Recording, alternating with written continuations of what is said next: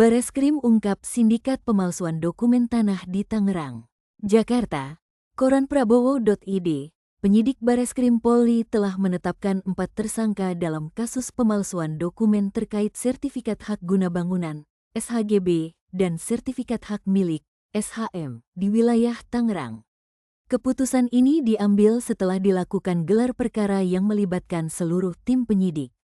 Hasil gelar perkara hari ini, kami sepakat menetapkan 4 tersangka, ujar Direktur Tindak Pidana Umum Bareskrim Polri, Brigjen Juhandani Raharjo Puro, dalam konferensi pers di Mabes Polri, Jakarta Selatan, Selasa, tanggal 18 Februari tahun 2025. 4 tersangka yang ditetapkan adalah Kepala Desa Kohot berinisial A, Sekretaris Desa Kohot berinisial UK, serta 2 orang penerima kuasa berinisial SP dan CE.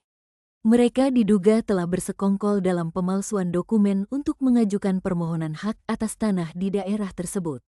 Menurut Juhandani, akibat perbuatan para tersangka, sebanyak 263 SHGB dan 17 SHM terkait lahan pagar laut di Tangerang telah terbit sejak akhir tahun 2023. Dugaan pemalsuan mencakup berbagai dokumen, seperti girik, surat pernyataan penguasaan fisik bidang tanah, surat pernyataan tidak sengketa, serta surat keterangan tanah. Dokumen-dokumen ini dibuat sejak Desember tahun 2023 hingga November tahun 2024 oleh para tersangka, ungkap Juhandani.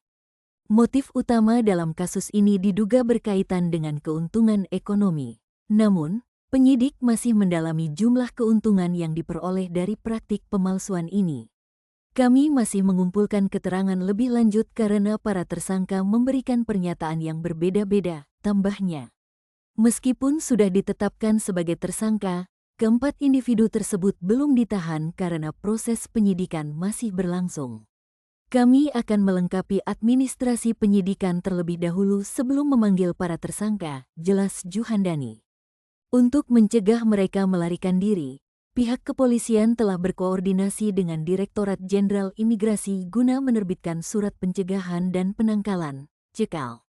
Langkah ini kami ambil agar mereka tidak dapat keluar dari wilayah Indonesia, pungkasnya.